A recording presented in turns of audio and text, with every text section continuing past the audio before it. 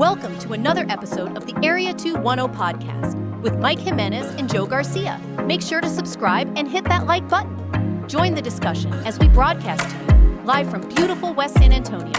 And remember to tip your hosts as it helps the show grow. What's up, San Antonio? What's going on, South Texas? What's going on, Garrett from the Netherlands? He's in the house today. This is the Area 210 podcast coming at you. My name is Mike Jimenez. That's Joe Garcia. We go about an hour 15, hour 30 talking sports, pop culture, nostalgia. Lots of sports to get into today because, Joe, you and I started the show talking about, hey, what are we going to get into? We're going to talk and about there's like 7 or 8 topics that we want to get into, all pretty big. Hey, Joe. Yeah, go ahead. Give some love to our international fans. We have Garrett from the Netherlands, and then we have Kaisel from France joining us. From France. So, there you go. Welcome. We're going to have lots of Spurs talk today, I promise you, because it's kind of weird turning on ESPN, reading ESPN.com, and hearing a lot about the Spurs. They talk a lot about the Lakers. They talk a lot about the Knicks and all the big market teams. But the Spurs are getting a lot of love this week when it comes to the four-letter network, so we'll get into that a little bit. We're going to talk about the NBA Finals, tied 1-1. Joe got it right. The Pacers stole Game 1. Oklahoma City was in control of Game 2. We'll get into that. Patty Mills, former Spur Patty Mills, the former Spurs legend. They need to have his jersey on the banner, on the rafters, dude. I would not mind that. He was a part of this community. Spurs do it differently. I know we have some Hall of Famers up there, but some non-Hall of Famers. Patty Mills, a fan favorite for a decade. Has a new gig. I guess this means he's retired from the NBA. Has not submitted his papers yet, but he does have a gig. And guess what, Joe? That gig runs through the NBA season. So I think we've seen the last of Patty Mills on an NBA roster. We'll talk about that. We'll hear from him. We're also going to hear from Micah Parsons because Micah Parsons, wasn't he cute this weekend? Taking part in a TikTok trend by calling somebody near and dear to his heart to wish them good night. It was a funny story. We'll get into that. Joe, how's your son doing, man? We missed yesterday's show because of the illness. How's he doing? He's doing better. He's just got some type of viral thing going on. The best they can do is just give him some meds to treat the symptoms, but just got to write it out, you know? Yeah. No antibiotics, anything like that. It's just like stuff for normal, almost like a cold in a way, you know? That's all they can do. Just treat the symptoms and that send him on his way. I hope he's going to be okay. Yeah. I am suffering from what is commonly referred to as the Vegas flu. That's when you go to Vegas and you party for 3 or 4 days and then you come back.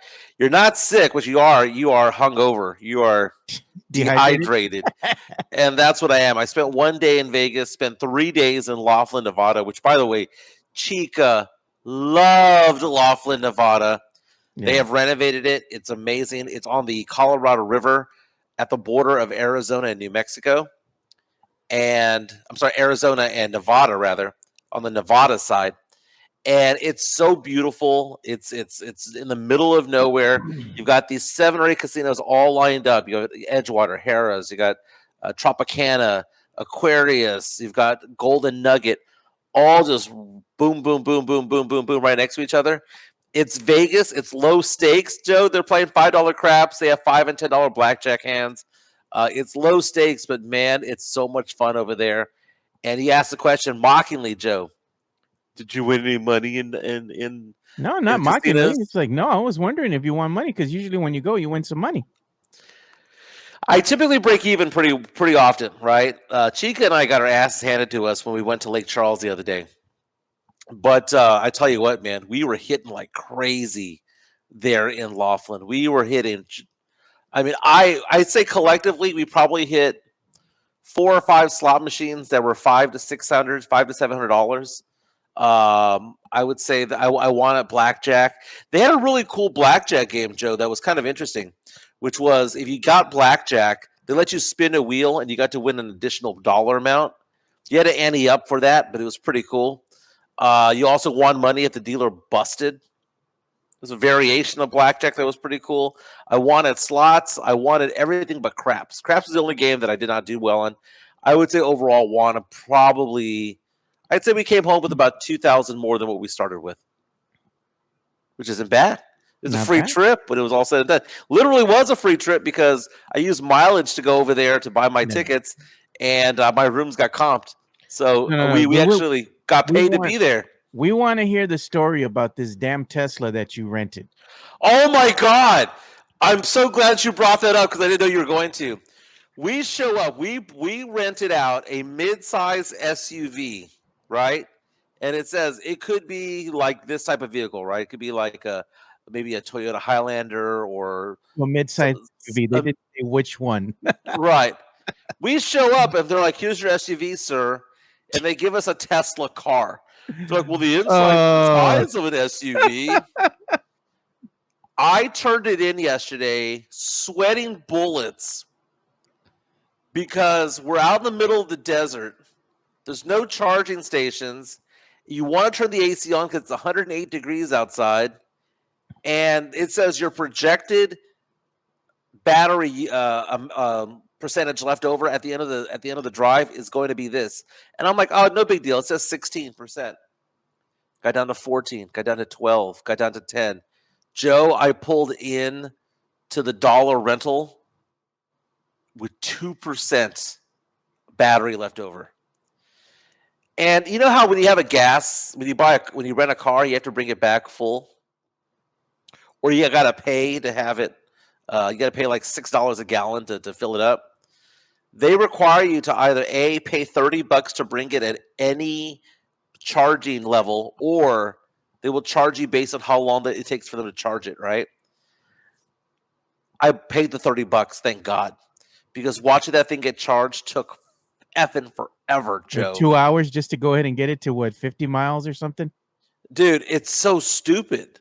It is so stupid. Teslas are the dumbest cars I've ever seen. No, you said it drove like shit. Oh my God, dude!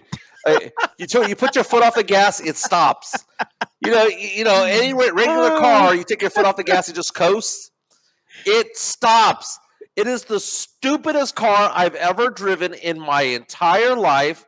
They're like, oh, well, you save money on gas, but you lose time because you have to sit there for 2 hours to wait to get charged, or drive around parking lots looking on maps going, hey, where's the nearest charging station? And then there's a difference between the supercharger and a regular charger. Yep. Regular charger takes forever to charge up. 12 hours. The supercharger will do it in 2 hours, 0 to 100 in 2 hours, right? These casinos have these chargers in them, and then it's like you show up to one of them, they might not have it in stock. Or there might be none of them there, or they're all being taken. It was brutal, Joe. I will never own a Tesla. I will never buy a Tesla. I will never rent a Tesla ever again, or any EV. I am liberal about lots of things, but those cars are whack, man. It didn't drive like a car, you're saying? It wasn't like a normal car? It drove like a go-kart. Like you were at the golf cart, like at the golf course? And then you have to, and then like it was the paddle shifters on top of it all. There was nothing manly about that Tesla car. That was a weak car. and just for the record, I own Tesla stock. Okay, so I hope they make a ton of money, but I'm somebody who will never, ever, ever get that. Hey, Joe, guess what I did last night, Joe? What'd you do? It finally happened. Took 2 years, Joe. 2 long freaking years. Finally signed my divorce papers yesterday. Finally got it signed. Yeah. Get a cigar? I was at the Austin Bergstrom International Airport. My attorney going, here's the decree. DocuSign it. And I read it. During we flew from Vegas to Austin. You made sure no changes were made. Yeah. I was going, sign. So that 2-year nightmare is finally over, Joe. Officially done. Yeah, I am now lighter in the pockets because of it, but I'm glad that it's over. Moving on, bro. You close the book to that chapter, moving on to something different. I know. I mean, 2 years, Joe. 2 years it took. Hey, so now we can go have the celebratory good cigar somewhere. Yeah. I have a bottle of bourbon.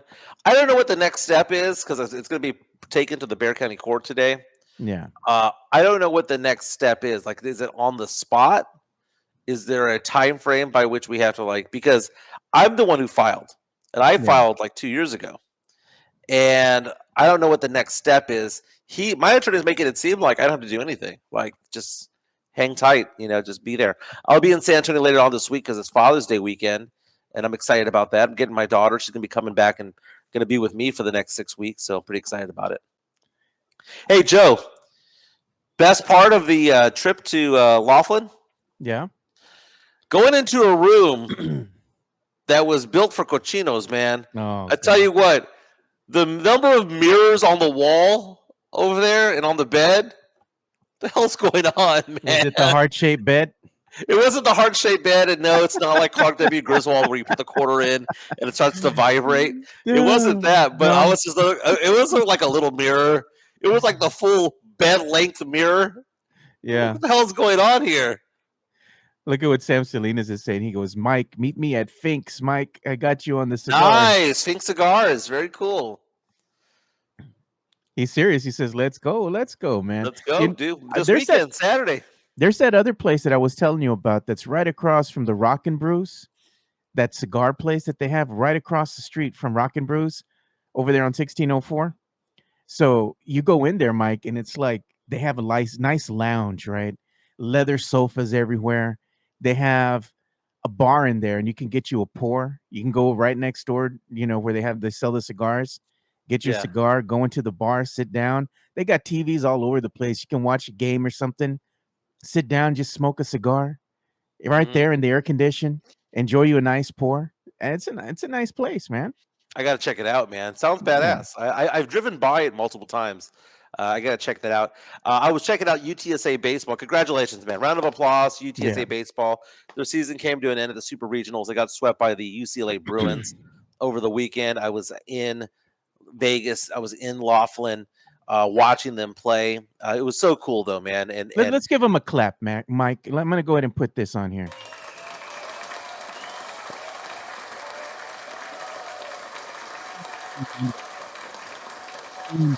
For doing good, What a run. What a run for the UTSA Roadrunners.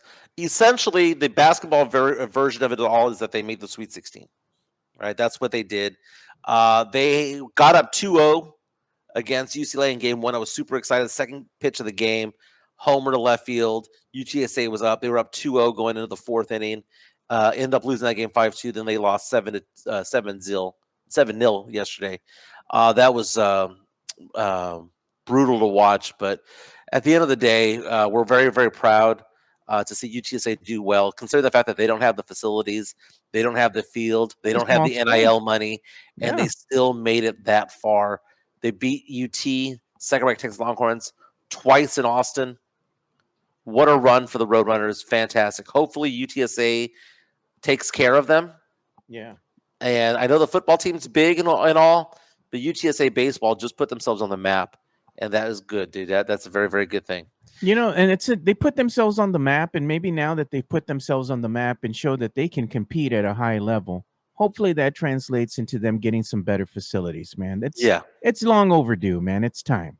Need something. Now, Jonathan Pettis is on our YouTube stream, which is powered by MCS General Contracting. Y'all seeing bald-ass Wemby? Shaolin Wemby. What was going on with all that? Because I kept on seeing the photos when I was checking Twitter over the weekend.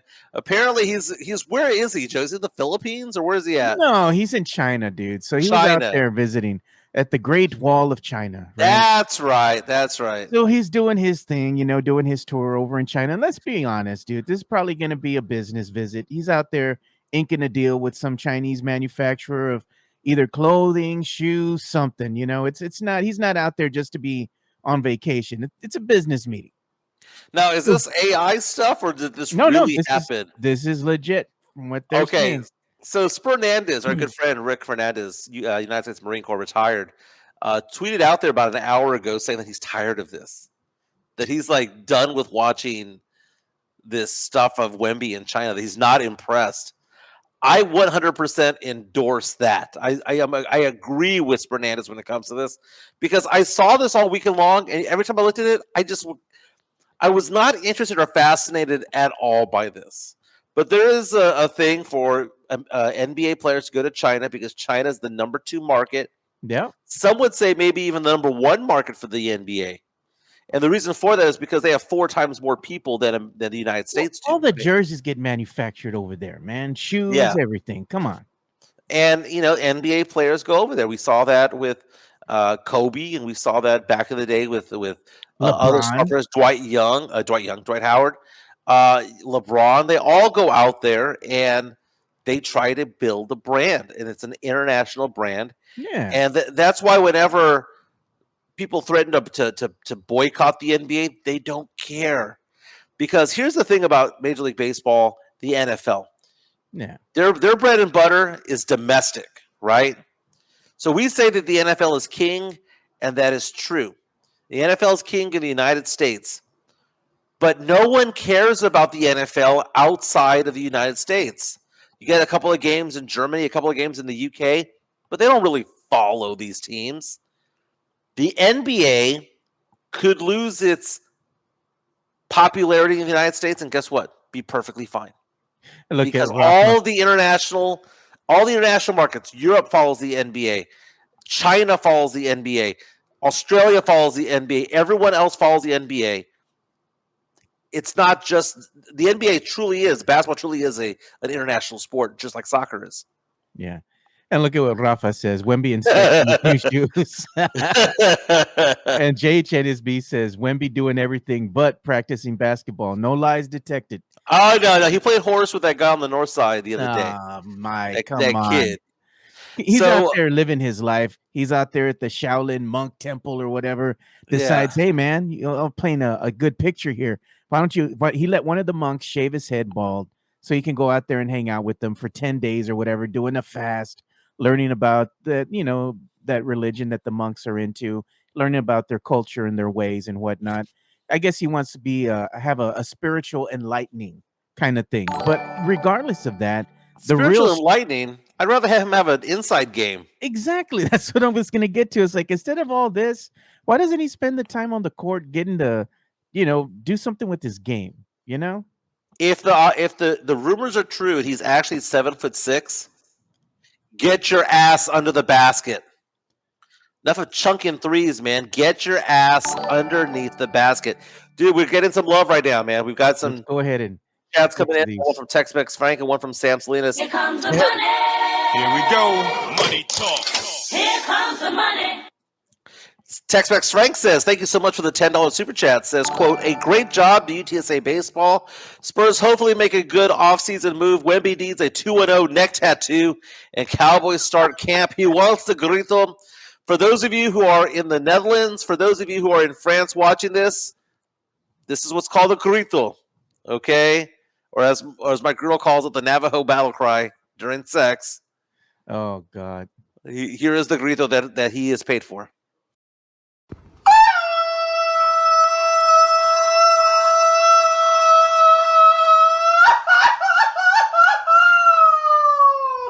¡Viva México, cabrones! All right, that's right. We also have a $5 super chat coming in from Sam Salinas and the Drew Show. Yeah, let me go ahead and get to these real quick. Sam says, quote, I am... You gotta play this. You gotta play the jingle. Here comes the money. Sam Salinas says, I'm tired of speculative Spurs talk. No action, no comment from the Spurs. Tired of stupid pictures of KD and or Giannis in Spurs jerseys. We're going to get to before we get to Drew's, let's talk about that real fast. The good thing I can say about this, Sam, is that in 2 weeks, all the speculation goes away. Yeah. Because we're going to have the NBA draft in just over 2 weeks. And at that point, all the trade rumors are pretty much going to die, at least 90% of them. Okay? I understand not wanting to see other players in a Spurs jersey, that are photoshopped. We saw that when it says Laker fans want to have Wemby, and they show Wemby in a Lakers jersey, right? I don't want to see that either. But the fact of the matter is that there is probably stuff going on behind the scenes that we'll never know. One thing that we know for sure, though, is that it seems like Giannis isn't going anywhere. Yeah. Because that was the big rumor. Can the Spurs go after Giannis? And Brian Windhorst on ESPN, and yes, Joe, they fit him in one box today. Brian Windhorst on ESPN said there is no market for Giannis. There's no trade market, no trade offers for him, and that he has not asked for a trade. So basically, say that the idea of him going anywhere is fantasy land. And at this point right now, maybe it's because the asking price is too high. Maybe it's because Giannis doesn't want to go anywhere. Maybe he's dedicated to that franchise. Whatever the case may be, fact of the matter is that as of right now, there's nothing there. Can that change? Obviously, things can change. But as of now, nothing's there. And Brian Windhorst was there saying, oh, what is this right here? Yeah, he says right now there is no Giannis Antetokounmpo trade market. Can we hear from Brian Windhorst here? Yeah, I'll go ahead and get the video. This is on ESPN's Get Up this morning. Yep, we'll hear from him right now. But right now, there is no Giannis Antetokounmpo trade market. There is no Giannis Antetokounmpo trade discussions. He has not asked for it. The Bucks are not looking to trade him. And I just want to point something out about Karl Towns. While everybody in New York may want to trade him, he is an in his prime all-NBA player that contributed significantly to the Knicks going the farthest they have in 25 years. Right. I just want to point that out. But So the Karl Anthony Towns talk that he was talking about, that's Brian Windhorst on ESPN's Get Up this morning, talking to Mike Greenberg. The no market for him. And then going on to Karl Anthony Towns was saying, all these teams that thought that they had a chance to go get Giannis are now doing what? Pivoting towards Kevin Durant. And I know Kevin Durant's, 36 years old, going to be 37 next season, but he's still a 50, 40, 30 guy, right? He's a guy that gets 30 points per game, shoots 50% from the field, 40% from three. The guy is still a stud. He's still an all-star. He's still an offensive juggernaut. Karl Anthony Towns, though, if the Knicks want to get KD, that would have to be the person they got rid of. And Windhorst was asking the question, is that really what you would want to do as a Knicks fan to do that? But the idea of the Spurs getting Kevin Durant is a big, big deal. You'd see all these figureheads on Talking Heads on ESPN saying that the two places that seem most likely are San Antonio and Houston. And that either team that gets him, and I believe in this too, either team that gets Kevin Durant, Spurs or Houston, is going to be poised for a championship run. Yeah. You put a team out there with Durant, Wemby on the same team together with you get Dylan Harper, got Stephon Castle, De'Aaron Fox, Sohan playing defense, not having to shoot the ball anymore. That is a solid team, Joe. That is a super solid team. Yeah, we have also a incoming super chat from the Drew Show as well. So we're going Drew Show talking about. Here comes the money. Here we go. Money talk. Here comes the money. And he says, if you're an NBA player, you have to genuflect to the CCP, which is the Chinese government. Yeah. It's mandatory like jury duty. It's slave labor, not actual slavery. It's interesting how there are people who are like very, very anti-China and some that are okay with China. I'm kind of indifferent when it comes to it all. Yeah. But the fact of the matter is that whether we are somebody who is liberal or conservative, we rely on Chinese labor all the time. China, Vietnam, Indonesia. Look at the back of your shirt. I'm wearing a Nike shirt, right? Yeah. I bet you it's made in China. I bet you know it's where made in all the Indonesia. steel in the United States comes from? China. China. They make their own. They make a very small percentage of steel that's made here in America that's used here, but mostly everything is imported. Right. Yeah. Hey, so going back into the Spurs talk with going after certain players, we got people in our chat going on saying the Spurs should go after Lauri Markkanen. Jonathan C. saying that, dude, Lauri Markkanen's always hurt, dude. Lauri Markkanen is a brittle player. We've seen players like LeBron James, superstar LeBron James, go out and say that Lauri Markkanen is one of his favorite players to watch, saying that he has a great skill set, which is true. Yeah, he does. Yeah, but you're going to play 50 games? Because that's what he does. That's all he's good for.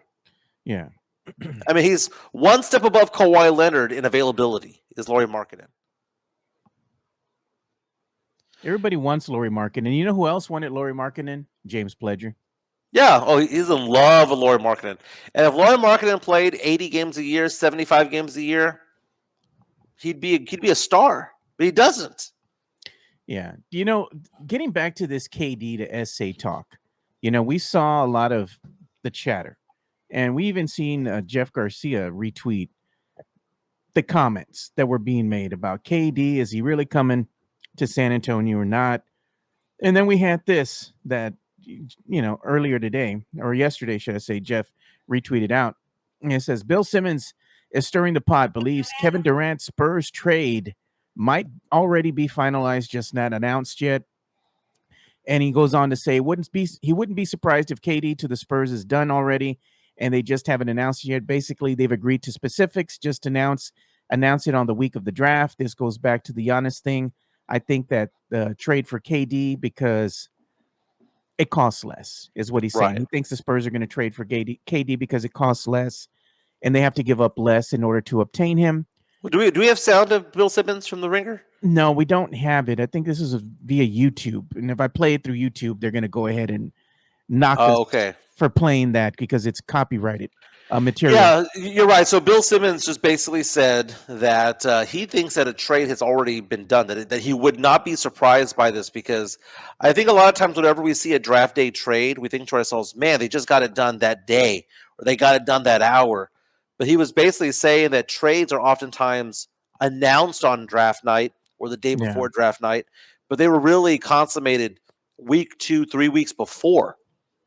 And for him to go off and say, hey, go off and get Kevin Durant, get Wemby, his mentor, get an offensive shooter who can knock down 40% from three, can shoot 27 points per game and score you 27 points per game, get all that, get Dylan Harper, keep your draft picks, and basically just reload that way is the appropriate way of doing things, man. And Kevin Durant, what's it going to cost? Well, I mean, here's the thing. Houston also wants him. It's not like we're the only team that is going after him. So I know a lot of Spurs fans are there going, well, we'll trade the 14, Vassell, and Harrison Barnes. That may, in fact, get it done. But if you know Houston's offering somebody, if Houston's offering Jalen Green, who has struggled, if they're offering players that are young and hungry, they're not going to offer Thompson. They're not going to offer but maybe what if they offer Şengün? What if they offer somebody who is a borderline all-star? That's what the Spurs have to compete with. What we can't do as Spurs fans, or the Spurs organization can't do, rather, is take this and say, hey, if you want to go get Durant, go get Durant. Right? I don't give a crap if it costs Keldon or Sohan or Devin or whomever. As long as it doesn't cost Castle, Fox, Wemby, Dylan Harper, everybody else is on the table. Yeah, they're all tradable assets. At the end of the day, I don't think Spurs fan would be mad if they go ahead and get Kevin Durant on this team. Kevin Durant will be great with the Spurs, Spurs starting five. Justin asked the question, what's a realistic offer for KD? Now, KD, correct me if I'm wrong, is in the final year of his deal, right? Correct. But what if you offer them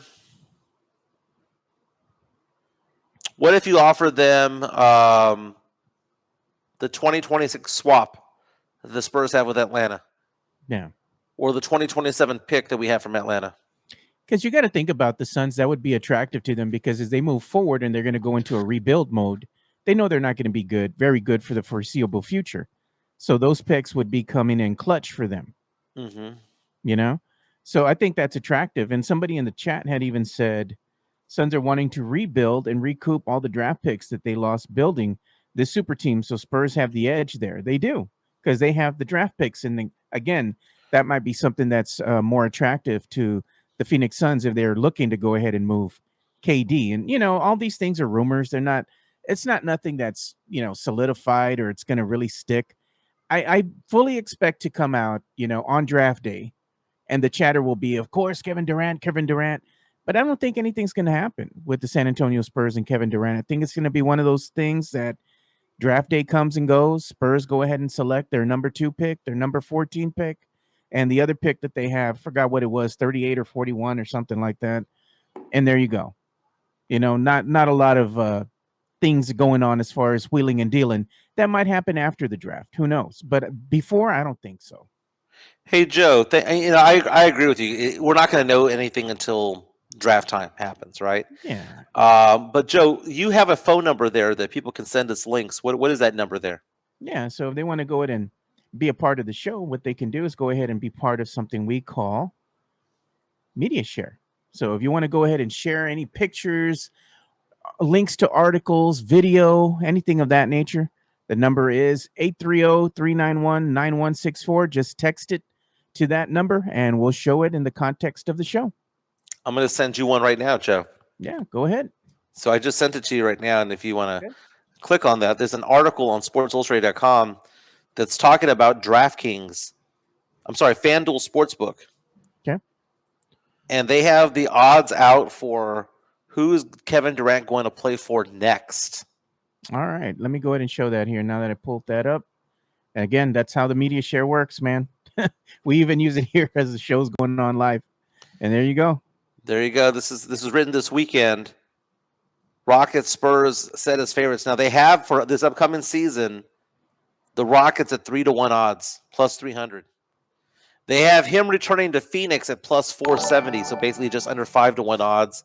But the second best team to get him via a trade, they have the San Antonio Spurs at plus 650, 6.5-1 odds, followed by Minnesota, New York, and then the Oklahoma City Thunder and the Dallas Mavericks. And there you are. So I find this to be fascinating, Joe. The Rockets and Spurs are poised to be the one. Dude, if Durant goes to the Rockets, it's game over, dude. It's game over. It's Oklahoma City, it's Houston, and then it's everybody else at that point. And I think what the Spurs organization needs to realize is that this is an arms race. And we have to compete with Oklahoma City. And Oklahoma City is going to win the championship this year. I know that they lost home court. Joe, they're still going to win this series in 5, Joe. Because they're the better team. Who? You think you really believe that? Yeah. It's still Thunder in 5. Thunder in 5. Okay, we got the video for that because I'm still picking Pacers in 6. I never wavered.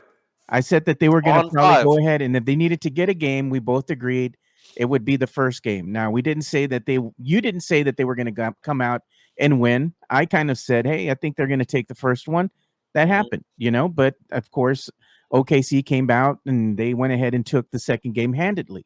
Now they're going to go ahead and move over and compete in Indiana. Now, I think it's going to be another split, but at some point in time, I think Indiana will do enough to go ahead and win some other games, and I think it's going to end in 6, but I got the Pacers in 6. Okay, OKC clamped down on Halliburton game 2. They clamped down on him pretty hard, That means somebody else has to step up? Well, right, but when Halliburton's your star, though, he's the best player on that team. I mean, Siakam's done well, but Halliburton... Two halves for the Indiana Pacers. Halliburton might not do a goddamn thing that first half, but you know what? When it comes to that fourth quarter, that's his time to shine, man. The brother will just go off. 12 points.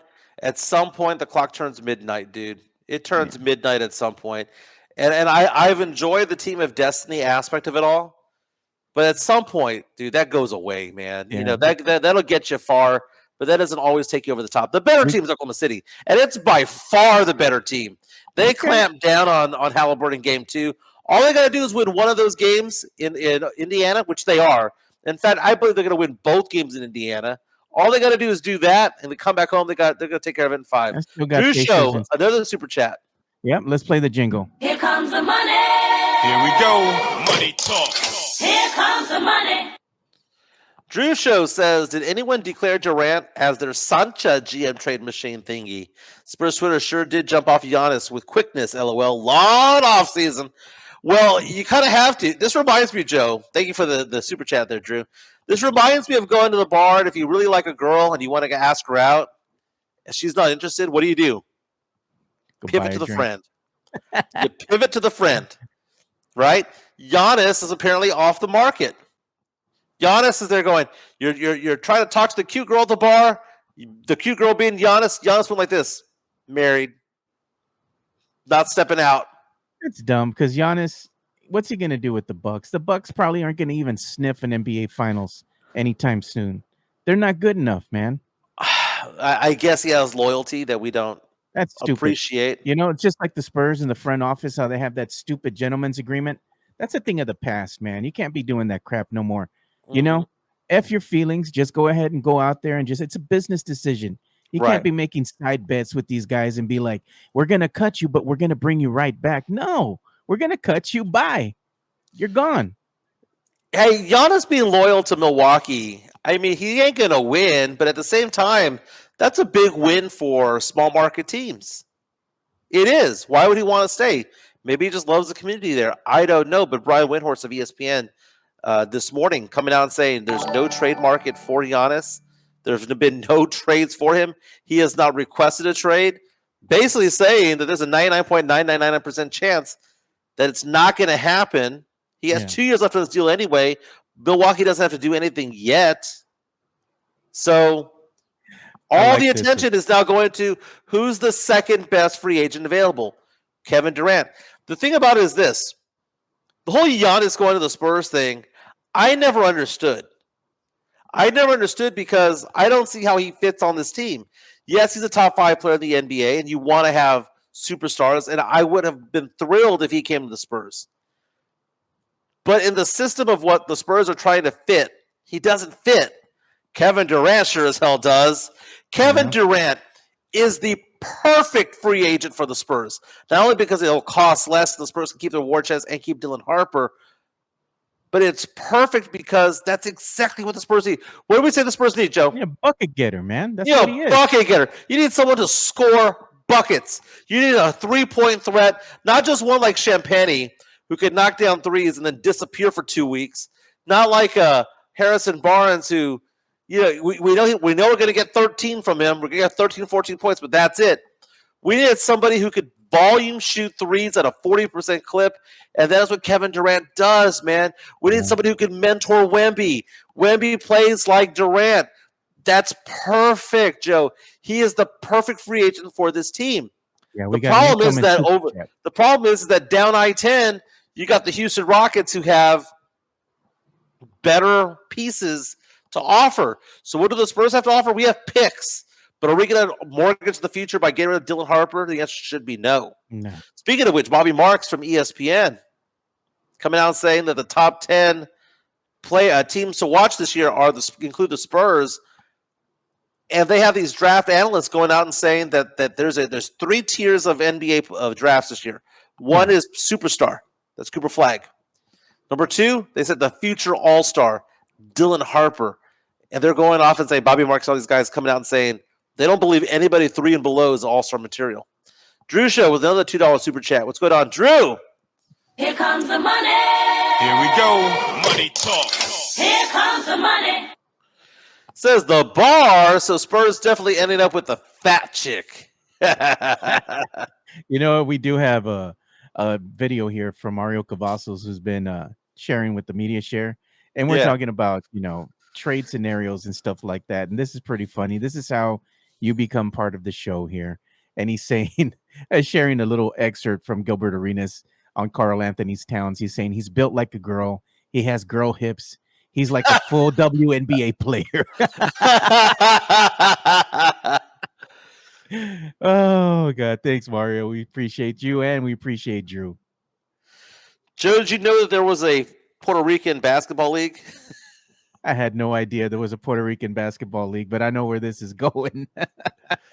So he was ejected from a basketball game. DeMarcus Cousins, who formerly played for the Sacramento Kings, that's where he was best known for. Let me get. He was known as a bit of a hothead in the NBA. Yeah, is apparently playing basketball out in Puerto Rico, and Yahoo Sports says that he was close to creating another Malice at the Palace yesterday because of fighting with a fan. And there he goes. He got into a verbal altercation with a fan. And you could see. And he's being thrown out of the game. And fans start throwing beer on him. Look at as he gets out of the arena. Okay, can you find a different angle real fast? Because there's a great angle of him close up, down low. Yeah, I'll see what else I can find for him. So here's the thing. The fan was out there flicking him off, just throwing him the bird like this as this was all going down. You know what? I don't fully blame DeMarcus Cousins. There needs to be some sort of policing the fans too, Joe. Hey, man, it comes with the game. It's part of the game. No, it doesn't. It Start of the doesn't, game. Joe. Joe. You and I went to the Spurs game, right? We're in the fifth row. What do they say? You can't do this. You can't do that. You can't do this. If you want to sit down here, Joe, you and I were in the fifth row. We had to basically agree to certain types of behaviors. We were there with Leha too, and me and Leha were heckling Zach Collins the whole game. Even the Portland Trailblazers players heard us. We're calling them booty crumbs.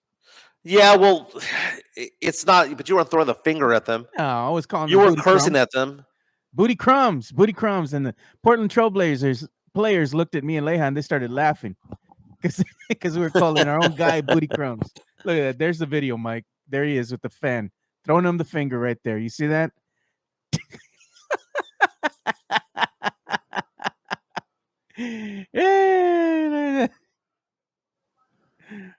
Oh no! So the player got up and got on the court. F that, dude. He wanted that smoke, Mike. Like what is he gonna do? He wanted that smoke. DeMarcus Cousins should just retire, Joe. Here comes the transition. Speaking of retirement, we're going to hear it soon from Patty Mills. By the way, before we go to Patty Mills, Drew Show with another $5 super chat. Here comes the money. Here we go. Money talk. Here comes the money. Says Cousins better watch himself. He'll end up like Bruiser Brody. The Ricans don't play small, but they may be small, but they don't play. Height doesn't matter. Corrupt as heck, too. It's okay, man. They get pissed off because they get hurricanes all the time, dude. You know, they get blown away by hurricanes every other year. But, Joe, we're talking about retirement. Patty Mills has not officially retired from the NBA, but basically he has. Patty Mills is now going to be the general manager of the University of Hawaii.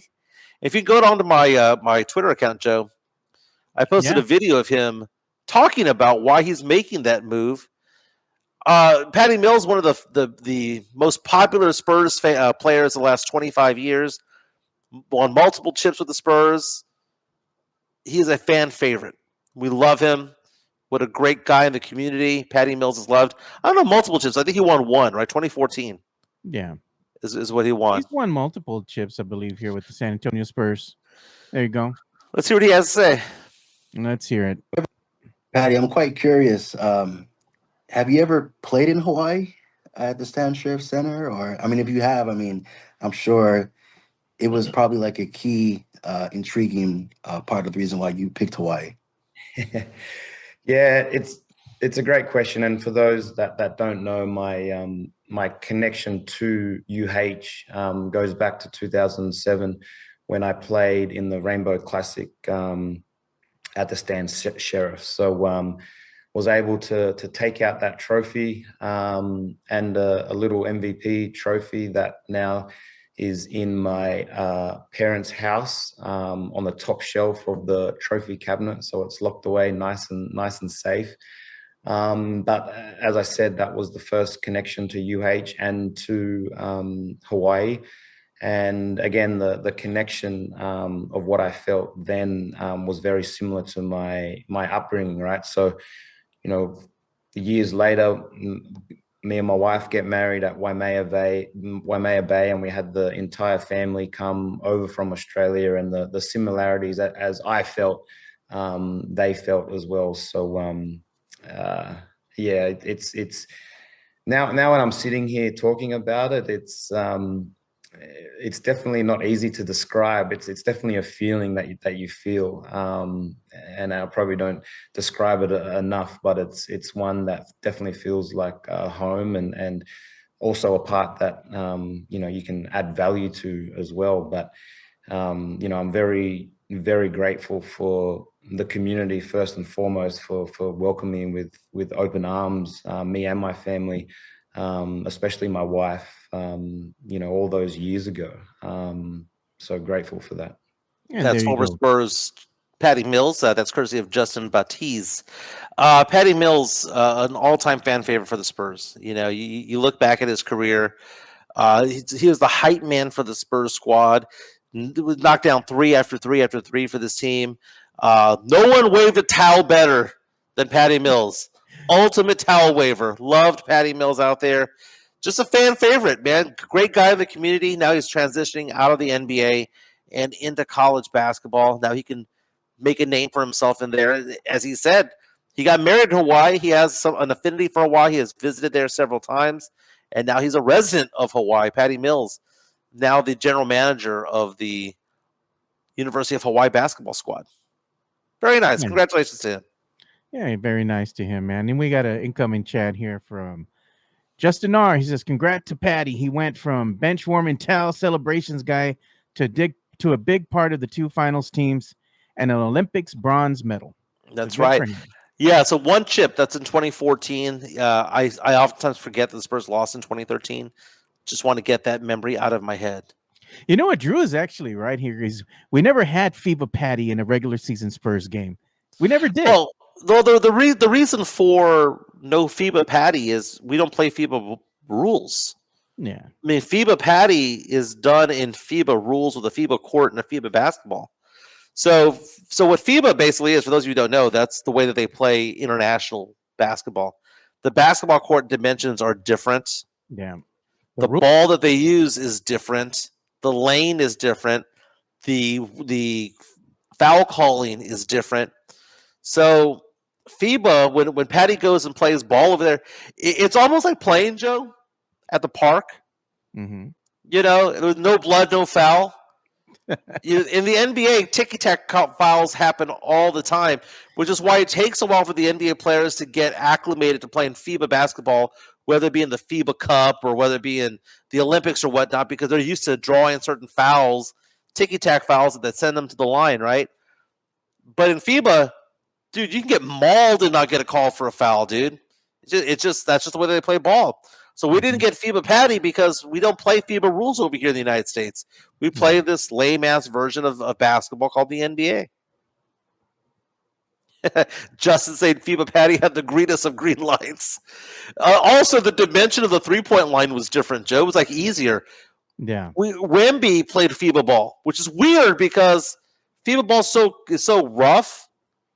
Why was he not ready for that the first year of the NBA, second year of the NBA? A little bit that kind of concerned me a little bit. Wemby's not the physical type, man. Remember like Bobby Boucher? Remember the water boy? Where that coach came into the other coach's room and he says, "I'm taking that green notebook with all your plays." Goes, "It's gonna get awfully physical in here." And he just sits down and cowers away. That's Wemby, man. Yeah. No, I say it with my chest out. I ain't scared to say shit. He needs help, dude. He needs some shooting help, big more time. than them Shaolin monks can give him, man. What he needs to do is get down there and go play some man ball somewhere and get, bodied and pushed around and get angry and have people in his face talking shit to him. That's gonna make you play harder because you're used to that stuff already. Yeah, you should. He should have been. Yeah. He was playing with grown ass men in France. Yeah. He should have been ready for it. He should have been ready for Dylan Brooks. Man, that pissed you off, Joe. Look at Coach Dylan Klein. Brooks locked him up. Wemby's Coach Klein. Little Dylan Brooks holding him down. Yeah. You better not get too close to me because it's gonna get awful physical in here. He just cowers away, Spurs need to get part of this arms race. And we've done some of it, Joe. The arms race is getting De'Aaron Fox, which is big. I don't think Spurs fans, you in particular, Joe, understand how good De'Aaron Fox is and can be for this team. It's weird, Joe, because we look at the Spurs team getting 34 wins, but we didn't have De'Aaron Fox for 65 of those games. And when he was here, he was hurt. And then Wemby got hurt. If the Spurs are a healthy team, Joe, just as they are right now by getting Dylan Harper, that's a 45-win team. It better be a 45-win team. Joe, when I was at the sports books, the sports books in Vegas and in Laughlin, right? Yeah. The Caesar sports books. I'm looking at those odds for the Spurs winning the title, getting lower and lower and lower, which means that the bettors are buying into the Spurs having a good team this year. I saw the Spurs at 16-1. It's not bad. 16-1 to win the championship. Spurs get Kevin Durant. Spurs are going to be 6-1 to get him to win that chip. Yeah. The Drew Show wants me to read his buy me a coffee post that he put on. I'm gonna go ahead and read that. Thank you, by the way, Drew Show. We appreciate you, man. Yeah, we do, go ahead man. and put that up here for him right now, and we'll just give him the money jingle. Here comes comes the money. Here we go. Money talk. Here comes the money. So he says, Joe, I hope your son is doing better. Thank you, Drew. He is. Appreciate that. So is Wemby shaving his head and living with the Shaolin monks, the b-ball equivalent of the Beatles, studying transcendental, he says, meditation in India with Yogi Yogi Maharshi. He says, Maharshi, is he going to get into psychedelics and make Abbey Road, or will he go the way of Dewey Cox and walk hard? Hey man, I'm not gonna to diss anybody for a spiritual awakening. If that helps him become a better person, that's great, man. But I'm more interested in him becoming a better ball player. He's an all-star. He's good. He should have won Defensive Player of the Year if he hadn't gotten hurt. I get it, but I don't know, man. That all seemed like photo ops to me. How far do you think the Spurs are going to get next year? Because we've gone on record, me, you, and Pledger, and we said the trajectory of the team is playoffs or bust. If they don't at least make it to the playoffs, it's a wasted season. Fully healthy, right? If you have a fully healthy squad, meaning that you have De'Aaron Fox healthy, Wemby healthy, Castle healthy, Vassell, everybody on the team healthy, you would think that you would give yourself a chance to get past the play-in. I don't really see that for this team yet because they're still missing pieces. And every time you go up a notch, like you're going to go and compete at the play-in level, the intensity is amped up. The physicality is amped up. The Spurs aren't really a physical team, man. They don't get down in the trenches anymore. That's not them. That's not their identity. They don't have one. Their identity right now is being soft.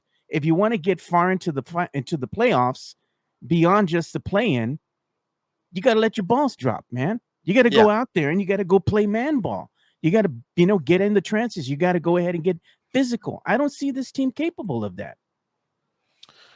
Yeah, because you know who they are already, right? And I think that Wemby has time to grow that pair that we're talking about. Nah, man, he's shaved his head, Mike. He's 20 years old, Joe. He's 20 years old. Nah, bro. He's 20 years old, 21 years old.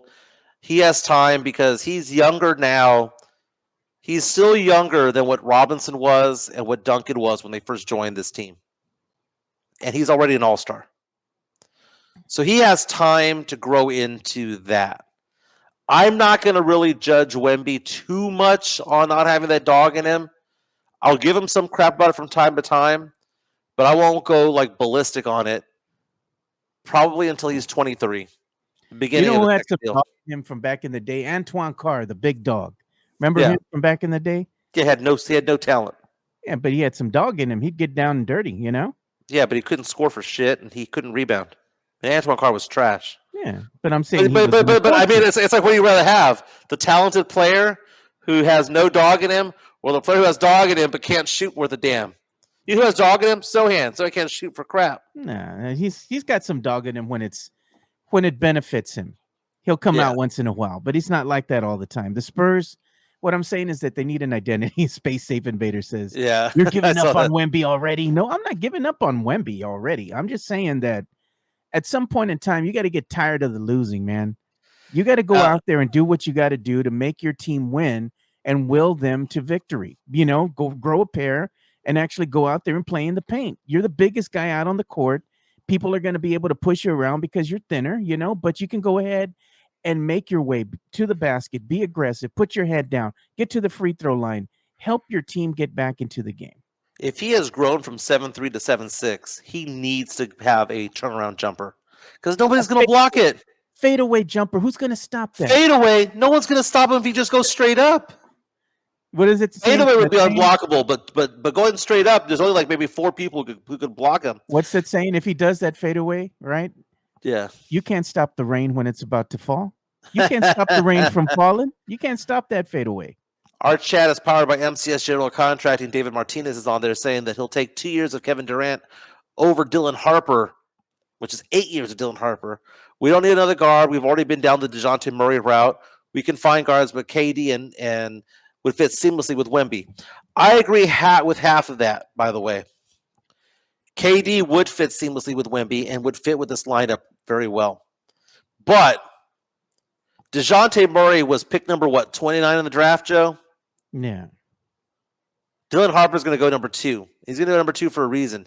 It's because he's projected to be an all-star. He's projected to be a very, very good player in the NBA. He is higher rated as a college athlete coming out than was Stephon Castle. He's a better shooter than Castle. Castle's a better defender. But why not have both? Dude? The Spurs should look at this and go, look, we've got Harper, Castle, Fox, Wemby, right, Joe? Those 4 players right there. Yeah. Suns, you get 2 first-rounders and any 3 players you want to take over that salary cap space. Look at that. This is the stuff that irritates me, man. Look at this. Space Safe Invader. Wemby averaged 24, 10, 4, and 4, a whole bunch of other numbers. He's doing just fine, really. And then look at, we have Justin R. He's the best defensive player in the league already. If he just had to go and get some post-up moves, turn around, he'd be, I guess, turn around or a baby hook, he'd be just fine. Here's the problem with that. For all the stuff that you all like to do, hyping up Wemby, generational talent, all these phrases you all like to say. When it happens to be Wemby going one-on-one with some of the best talent in the league, that mofo will fold faster than a $5 chair, dude. He doesn't have it in him, man. He's gone up against Giannis. Giannis has humbled the brother. Wemby has gone up against some of the better players in the league, and you would think he would show out. No, fades away. If you're going to be generational, you can't get punked like that. You got to come back out and have some dog in you, have some competitiveness in you, have no quit in you, and I don't see that out of him, man. I see it from time to time, but not consistently. Agreed with all that, Joe. It's about consistency because that's what makes a star a superstar in the NBA. You can get a big game out there from time to time from anybody, dude. We've seen Sohan go out there and shoot and make 35 points one game. It's can you do it consistently that really matters. Let's give some love to our good friend over at Locked On Spurs, Jeff Garcia. Locked On Spurs is your daily Spurs podcast, hosted by Jeff Garcia, the lead Spurs writer for Ken's 5 San Antonio. Jeff has a healthy plethora of guests all the time on the Locked On Spurs podcast. You can also follow Jeff on threads at Jeff G Ken's 5 SA. You can also follow Jeff on Twitter at Jeff G Spurs Zone. So make sure you go ahead and give Jeff a follow not only on threads and Twitter, but also on YouTube at youtube.com/@Locked On Spurs. This is where you're going to be able to find the replay of the Locked On Spurs podcast. Make sure to like, subscribe, and share. Yeah, and on Jeff Garcia's Twitter account, he reposted something from Area 51. Yeah, it's talking about Windhorst. He says, Yeah. I fully expect Kevin Durant to be traded in the upcoming weeks. Buckle up. It's about to get real bumpy. And I do like that picture that they have where they barely fit him in his little square there at the bottom.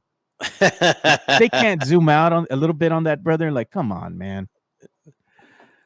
Yeah, that's it's funny, man. Windhorst does a good job, though, man. I do appreciate his reporting on ESPN. I know LeBron has tried to distance himself from Windhorst, but Windhorst really made a career by following LeBron around and his career and being part of his inner circle. It was pretty cool to watch. Yeah.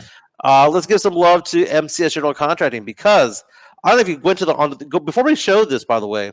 Yeah. Let's go onto their Twitter account real fast. MCS General Contracting. You're wearing the hat. I saw that.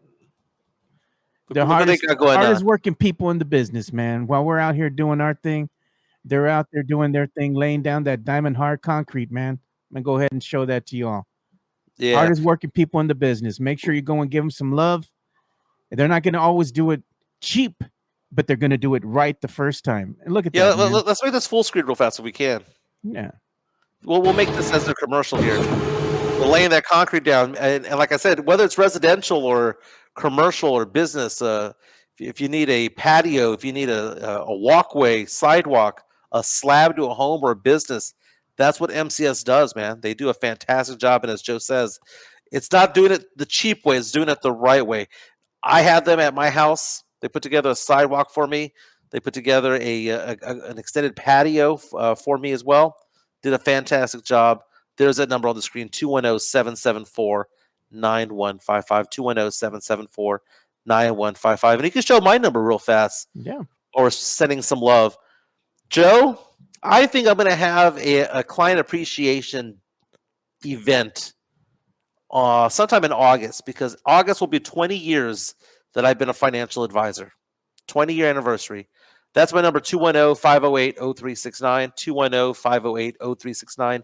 If you have questions about retirement accounts, questions about life insurance, disability, long-term care, that's what I do for a living. I love doing this podcast.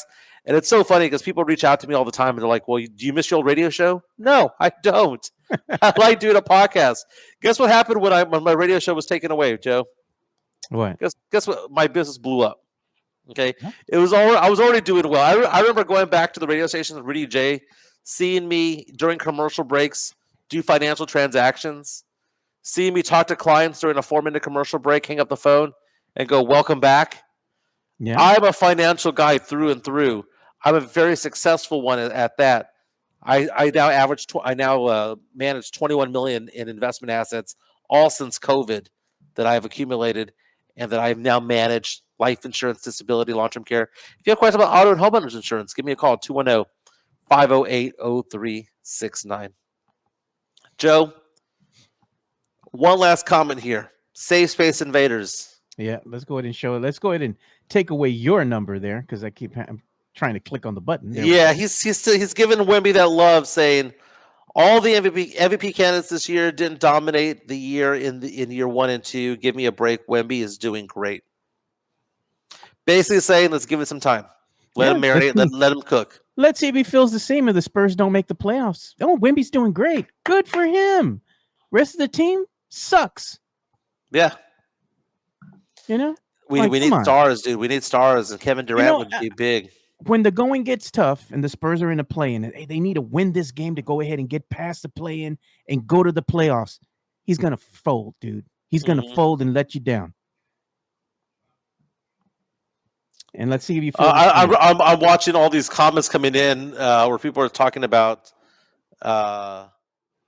whether or not Wemby is a generational player, that he needs to be held to certain standards. Yes. The Jokic was not a generational player; he was a second-round draft pick.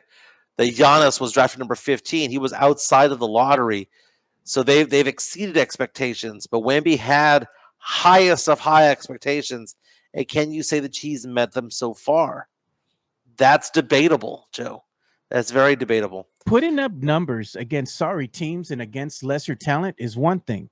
But to go ahead and put up those same numbers consistently against some of the better talent in the NBA, that is going to go ahead and say, okay, maybe you are generational. But until that happens, he's just another dude right now that's a great player. He's a good player, but is he going to be that generational talent that everybody thinks he is? I don't know.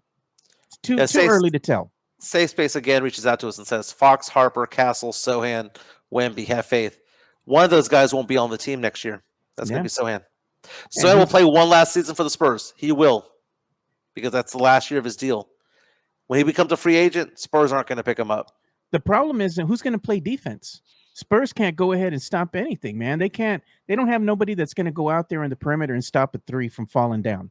They're one of the worst teams when it comes to that. Teams just shoot lights out from beyond the arc against the San Antonio Spurs because they don't have a 3-and-D guy. They can't defend the perimeter well. That's why they always try to crowd up and play the inside lanes. They try to crowd up inside the paint because all they're trying to do is just hope the other team misses on their threes so they can get the long rebound and go the other way. They don't go out there and guard the three. They can't. They're incapable of doing that. Yeah. They don't have the personnel. Agreed. Joe, let's lighten things up a little bit. Yeah. There is apparently a trend going on TikTok right now where, and if you go out on my Facebook page, because I posted this about Micah Parsons, RJ Cho from Blogging the Boys. I'm going to go ahead and go there. Originally tweeted it. The trend is for guys, adult men, to call another adult guy before going to bed and tell them good night. Why this is a trend, I don't know. But Micah Parsons, before going to bed a couple of nights ago, made a phone call. And he chose to call new head coach Brian Schottenheimer. What you doing, man? You all right? You want to play the video? Yeah. Here's Micah Parsons. What up, buddy? What up, Coach? What you doing, man? You all right? Yeah, I just wanted to say goodnight. Okay. I love that, bro. What's going on? Y'all good? Hell yeah. You know, I mean, I just feel like, as player to coach, just checking in on you, mental, say goodnight. Hope fans well. See you Monday. Excited about next week. Just a good night.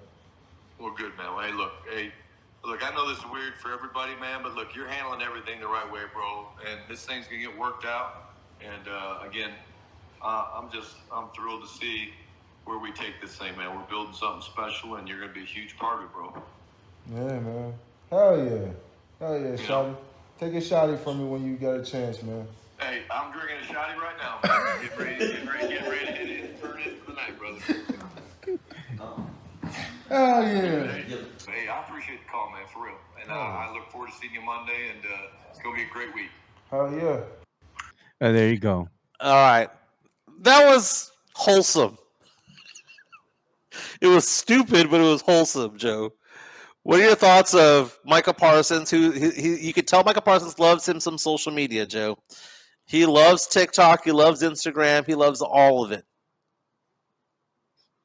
He does the podcasting, right?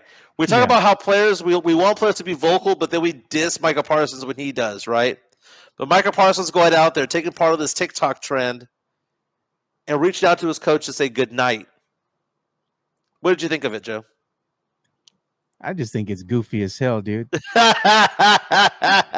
So what you're saying is, if you got a call from me at 11 o'clock tonight, Joe, and I said, Joe, hey, Jimenez, I'm about to go to sleep, man. I just want to say good night.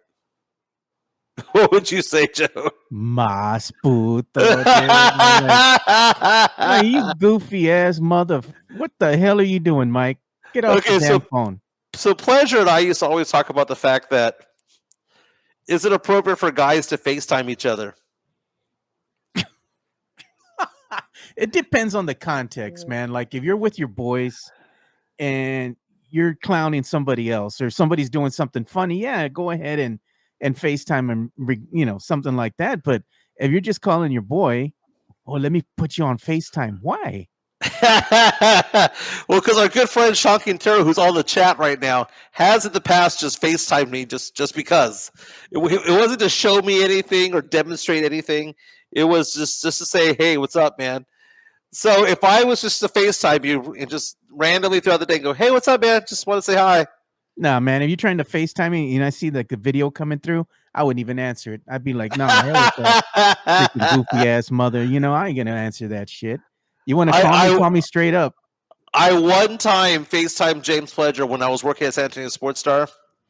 And I FaceTimed him because I wanted to show him something. So it wasn't like I just wanted to say hi. There's something going on behind me or whatever.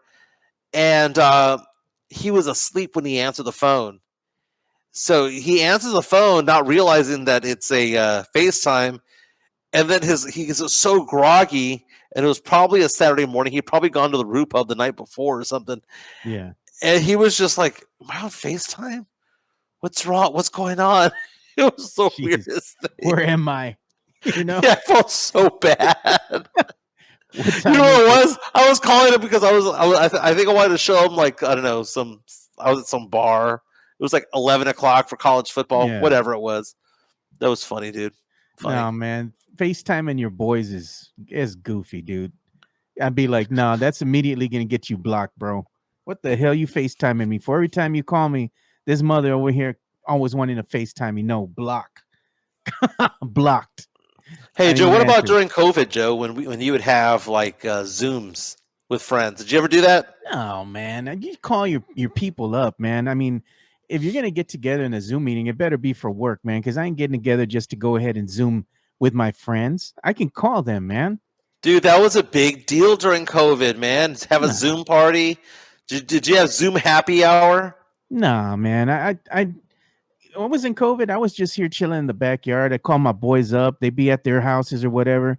They'd be drinking. The only thing that I think we ever did one time was do like a conference call. We had like 3 or 4 of our boys together. Everybody was in their respective houses. Everybody was drinking or barbecuing or something. Hey, man, what's going on? You doing all right? That kind of stuff. Just shooting the shit. It wasn't even a very long call. Everybody just calling in to check in on each other and say hi all at once, and that was about it. We didn't need to go ahead and let me get you on FaceTime or whatever. No, I know what you look like, man. I don't want to see your ugly mug. No, I'm good, man. Nah, Chica and I used to always FaceTime each other when we started dating. Jeez. That's a different thing, man. Chica and I would always just FaceTime each other and all that. It's funny, when I met Chica, I find Chica to be attractive, and she would send me photos of her because she I remember when we first started dating, she would go to casinos, and she'd go to Lake Charles or whatever, and she would send me photos from there, and I thought I was being catfished. I talked with her for like a month, not realizing I had, we didn't FaceTime the first month or so. We were just talking on the phone and exchanging photos. And when I saw her in person, I met her in person. Yeah. 3 seconds after I met her in person, I was kissing her.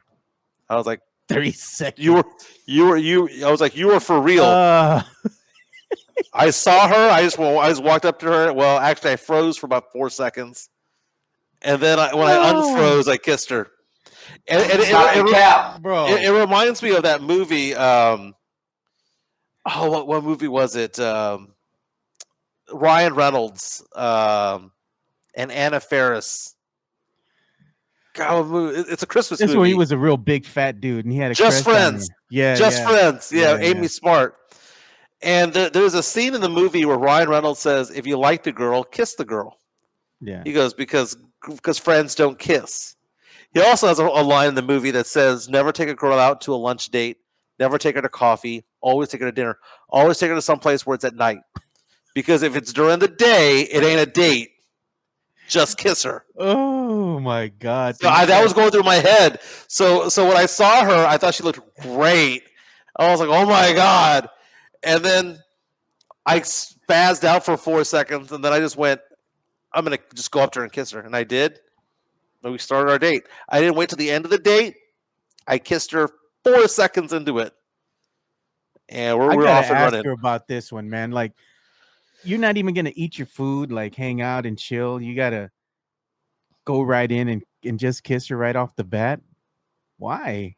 Well, it's not like I had not known her. We talked on the phone for over a month, and then at that point we started doing FaceTime because she didn't like FaceTime for some reason. Yeah. No, kissed on the first date. 4 seconds in, 5 seconds in. 4 seconds in.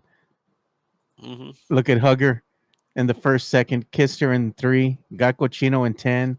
All the proof he wasn't being catfished. Hey, you know what? I want to go ahead and show this too as we start, getting the show ready to close here in a couple minutes. There's a fight that's been announced, man, that we have Canelo and Terrence Crawford happening on September 13th. It's going to happen can only be seen live globally on Netflix. I don't know how I feel about this, man. We've seen the debacle that Netflix has had when they tried to go ahead and stream boxing matches, notably the Tyson versus Paul match. That was a debacle of epic proportions because nobody could watch it because the stream kept dropping. It was horrible, poor quality. People complained. Netflix has done little to, shore up their infrastructure when it comes to that. The only way that you're going to fix that is you have to have more servers, and they're very expensive. I don't think Netflix is ready for this, man. I fully expect them to shit the bed again when it comes to this event. Hopefully they've done things and maybe it'll be a little bit better, but a lot of people are going to be going and getting their Netflix subscription just for this fight. Well, I mean, I kind of think everybody has Netflix. But when you're watching it at home, right? And you're watching Netflix and you're watching, different movies or whatever, it's a different take on things. Right. Because a lot of these are cached or whatever, in the server, and it's not putting that kind of a strain. But when you're doing something live, people are tuning in and watching. It puts a lot of strain on the network. It does. And I don't think Netflix has shored up their network yet. Well, I trust Peacock because NBC does a good job. I trust Hulu. Hulu's in bed with ESPN. I trust Amazon. Paramount Plus does a good job of showing NFL games and whatnot. I think that Netflix has no other option but to do this correctly. Because if they mess up twice, and it's 12 to 18 months apart from each other, Yeah. it would be an embarrassment of biblical proportions for that company. I'm paying almost $30 a month for Netflix, dude. Come on. Get Yeah. it together, man. It used to be $6. Used to way back when it was just streaming alone, but now forget it, dude. With all the stuff that they're cranking out and every let's say all the licensing rights that they have to buy to show movies and series and all this stuff, it's getting too expensive now. I'm not gonna if Netflix raises its rates again to like beyond $30, I'm done with it, dude. Yeah. Chica was telling me the other day that she wants to cut our subscriptions, right? Yeah. So I started cutting them out, and a few months ago, I got rid of Paramount. I got rid of Peacock. I got rid of, one of my car washes. I got rid of like a lot of different things, right? Tallied it all up. It's like $60-$70. And she goes, okay, well, let's keep cutting. And I'm like, we're cutting what? And she goes, well, like we'll cut Hulu. I'm like, the hell you are. Like, 'cause I watch Hulu. She watches Netflix. I said, well, let's cut Netflix. I watch stuff on Netflix. I said, well, I watch stuff on Hulu. And we're going back and forth about this, debating it. And I said, why are we talking about $10? It's $10. Yeah. Either A, it's insignificant, or B, I'll just go make more money. Okay?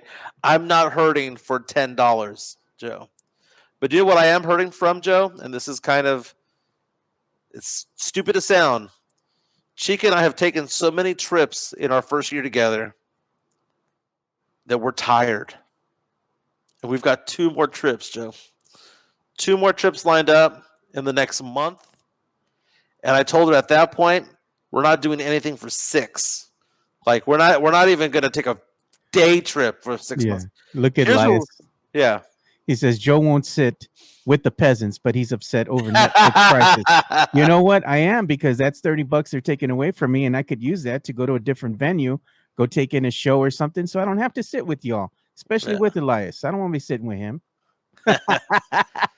Joe, 2 more trips, Joe. Gonna be in the Dominican Republic next week, Joe. So if LG can sit in on Friday, that'd be amazing. Not this Friday, but next Friday. Oh God, look at Rafa. Did Mike cut off Brazzers as well?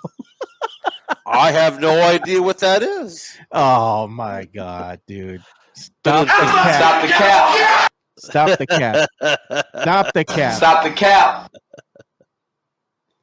I have so many subscriptions, blah. Yeah, I don't have a lot of subscriptions. The only things that I have subscribed to currently, I think, is Netflix, Amazon Prime, Paramount Plus, Peacock, and I think that's about it. That'll do me. Oh, I got a new one recently. I got Philo TV because I wanted to see me some live TV, and they have the what do you call it, the DVR and all that. So I got that. That's like $30 a month. One of them's got to go, man. Am I gonna go watch like live TV, or I'm gonna roll with Netflix that I rarely use? It's mostly the kids that use Netflix. If that's the case, I'm just gonna get rid of Netflix altogether. Yeah, no, you can't get rid of it. The kids are doing it, dude. Just hey, they make their own money. And the way us Mexicanos work is, my Netflix is my parents' Netflix, which is my daughter's Netflix, which is my nephew's Netflix, and which is, Chica's kids' Netflix. Like we were all the same plan. I'm cold, dude. The kids are working. They're making their own money. They want Netflix. Y'all buy it. I'm done. Oh, and I'm going to tell you about the Predator, dude. I did see Predator. Predator was good, man. It's called Killer of Killers. And I got to say, compared to the other films in the genre of the Predator franchise, this is an animated film, right? Predator, Killer of Killers. It just came out last week on Hulu. You can go ahead and watch it there. It was really good, man. I really enjoyed this one. When I stack it up against the other movies that are in the franchise, this one is probably even better than Prey. Prey to me is one of the top movie right now in the Predator franchise. Then of course the OG one, but right now it's Killer of Killers, Prey, and then the OG Predator movie. Killer of Killers is really good. It's surrounded around 3 characters from different times periods, and it tells their stories and them going against the Predators, and how they dispatched one in their timeline, and what happens to all these people who, let's say, defeat a predator, what happens to them. It shows you a lot more than what you think. The story's real deep, intricate. I enjoyed it. It was a lot of action in there. Had a lot of meaning, man. And especially if you stay till the end and you watch everything that's unfolding there, you're going to be treated to something that you're going to really, really like, dude. I enjoyed it. I highly recommend that you go and check it out if you're a fan of the Predator franchise. And it's one of the highest rated Predator movies that's ever been had over on Rotten Tomatoes. It has one of the highest ratings for a good reason. Well, I'm glad you enjoyed it, man. I've only seen a couple of the franchise movies. How many did you say there were? Oh, there's a couple, man. They have the original Predator, Predator 2. Then you have like Aliens versus Predator, Alien versus Predator, Requiem, Predators. Then you have the new Predator movie that they try to reboot. And some of these have not been good. Like Predator 2 was awful, man. It suffered from bad storyline, bad acting. The only thing that was good and the saving grace was the end of the movie. That was cool. Some of the fight scenes were cool. Other than that, the movie was just forgettable. But out of looking at all these Predator movies that I have seen, Aliens versus Predator was good too. I didn't mind that one. It was all right. It wasn't like groundbreaking. But Predators, I did enjoy Predators. When I watched Predators, I liked that one. But this one is different, man. This one they took their time with on Killer versus Killers. It's showing you what you can do with just a good storyline. Like if you have a good storyline and you have good voice acting and whatnot, and this is an animated flick, it's great, man. Well done. Go check it out, Mike, if you haven't. Go see, even you would like this movie. You would see it and you'd be like, it's a cartoon. No, watch it with an open mind and you think you're going to dig it, dude. Interesting. I saw Mission Impossible 5 over the weekend while I was there in Nevada. Took a break from gambling to go to the movie theater. One of the casinos there has a theater inside there. You saw the latest Mission Impossible? Yeah. Mission Impossible, whatever it was called. It was one of the best hour-and-a-half long naps I've ever had in my entire life. Oh, Mike. Oh, look, we got an incoming super chat from the Drew Show. Here comes the money. Here we go. Money talk. Here comes the money. He says, my favorite is Predator 2 because Bill Paxton's semen sample. He says, urine sample, blood sample, underwear joke. He goes, Predator meets Lethal Weapon. Yeah. Because they had Lethal Weapon. Lethal Weapon was a good movie back in the day, man. Do you know what? That's going to be I always watch something in the background while I'm doing people's investments and insurances. I think Lethal Weapon might be the one I'll watch today. Thanks for the reference there, Drew. Appreciate it. Thank you for all the super chats that we got in today. Yeah, so Mike didn't like Mission Impossible: The Final Reckoning. You know why you didn't like this film? What's that? Because you haven't probably watched all the films from the beginning all the way until I now. saw 2 of them. So when you watch the films in their entirety, right, and then you see The Final Reckoning, there's a lot of little things that are in that movie, The Final Reckoning. They alluded to all the other movies. Yeah, it ties things up really well, So I enjoyed it. I liked it. I mean, they had a really good scene in there when he's in that sub, and it's kind of rolling off that hill underwater. That was a good scene. Even him just coming out of the sub just to get to the other one that's sunk. Yeah, but when the whole plane sequence, you didn't appreciate that. I mean, I appreciate that a lot. That most of it was done in real life, right? He was doing his own stunts, but some of the things that they were doing, man, come on, man. Like, I like Top Gun Maverick better, personally. Hey, look at that. The new Mission Impossible was great. Thank you, Mexican Juniors. It's a nice way to finish the series for Tom Cruise. It tied into all of them. It did, dude. It was good, Mike. It was good. But you're not a fan of that because you haven't watched all the movies. You don't know what's happening. It was all right. Joe, gotta take off, man. Thank you to DJLG for filling in on Friday. I'll be here all week if you want me, Joe. I'll be here the rest of the week if you want me. Yeah, why don't you here the rest of the week? Next week, Monday through Thursday for me. We'll need somebody for Friday of next week. Maybe I'll talk to my boys and see who's available. But we'll see if we can get El Jefe on for tomorrow so he can talk to us about some of the Spurs rumors. Sounds good, brother. All right, my man. Thank you again for all the super chats, dude. We really do appreciate it. Don't forget to hit the like button on the way out the door. All right, see you boys tomorrow. We're out. Peace.